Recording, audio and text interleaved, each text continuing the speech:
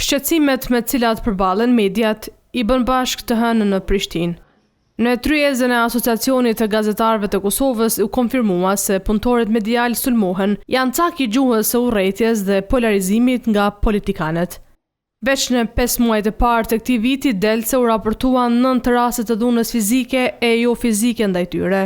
Gazetarët vazhdojnë të jenë cak i sulmeve nga politika, nga qeveria, nga partitë politike dhe Asociacioni i Gazetarëve të Kosovës gjatë gjithë kësaj kohe e ka një databazë në cilën gjitha këto sulme evidentohen. Këto bën publike edhe gjetjet mbi lirinë e medias, sigurinë e gazetarëve dhe gjuhën e urrëties në Kosovë.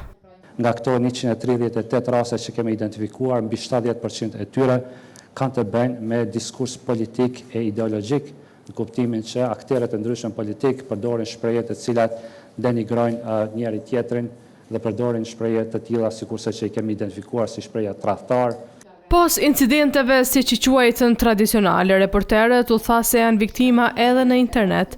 Viteve të fundit janë karakterizuar rritja e kërcënimeve online. Pra, fushatat online dhe sidomos sulmet në hapësirën digjitale janë ato të cilat më së shumti karakterizohen dhe kërcënojnë lirinë e medias në vend. Raportet paraqesin të dhëna të bazuara në dëshmi dhe tregojnë për një mjedis gjithnjë më pak të favorshëm për gazetarinë e pavarur.